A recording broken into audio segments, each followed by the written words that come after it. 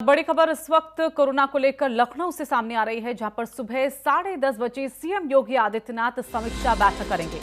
तो 10:30 बजे वो वक्त जब समीक्षा बैठक टीम 11 के अधिकारियों के साथ सीएम योगी आदित्यनाथ करते हैं। और आज एक बार फिर से ये समीक्षा बैठक 24 घंटे के भीतर प्रदेश में जो हालात बने हैं उनको लेकर दिशा निर्देश भी यहाँ पर दिए जाएंगे। तो मरीजों वाले जो 10 से ज्यादा जिले हैं जहां पर कोरोना के मरीज 10 से ज्यादा हैं, उन जिलों को लेकर खासतौर पर चर्चा इसमें रहेगी। साथ ही रियायतों को लेकर भी सीएम योगी आदित्यनाथ समीक्षा करेंगे। और चंद्रमणि शुक्ला हमारे साथ हमारे सहयोगी जुड़ गए हैं। चंद्रमणि, कल खबर आई कि पिता की मृत्यु हो गई, लेकिन उसके बावजूद भी अपनी मीटिंग को कंटिन्यू रखा। और आज एक बार फिर से जब एक तरफ उत्तराखंड में अंतिम संस्कार पिता का हो रहा है, उसकी तैयारी वहां पर चल रही है, तो दूसरी तरफ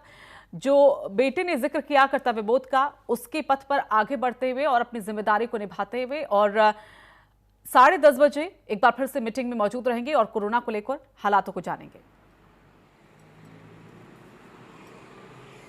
जी बिल्कुल, ये एक भावुक क्षण है और जिस तरह से मुख्यमंत्री प्रदेश को लेकर कर्तव्य बोध का पालन कर रहे हैं, तो जाहिर सी बात है कि आने वाले दिनों में मुख्यमंत्री की जरूर मिसालें दी जाएंगी कि किस तरह से मुख्यमंत्री ने जब उनके पिता का देहांत हुआ था उसके बावजूद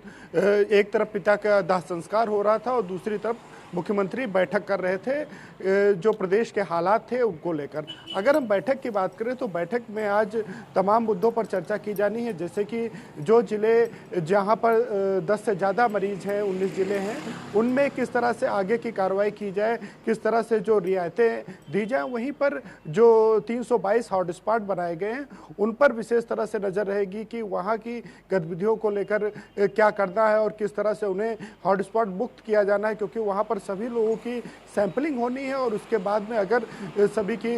रिपोर्ट निगेटिव आती है तो उन्हें हॉटस्पॉट के दायरे से मुक्त कर दिया जाएगा। वहीं पर अगर हम बात करें जो राशन और तमाम ज़रूरतों को लेकर उस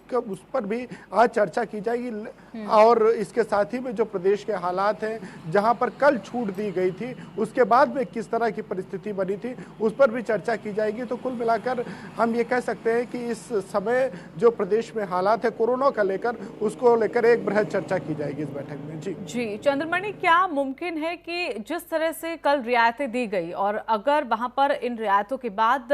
हालात थोड़े बहुत बेकाबू हुए हैं, स्थिति वहां पर संभली नहीं है, तो मुमकिन क्या वहां पर एक बार फिर से सख्ती की जाएगी? क्या इस तरह के निर्देश यहां पर देखने को मिलेंगे? जी जाहिर सी बात है, जिस तरह से कल एक अफवाहों का भी दौर देखा गया और जिस तरह से लोग कल घरों से बाहर निकले गए। हालांकि जैसे कि हम लखनऊ की बात करें, लखनऊ में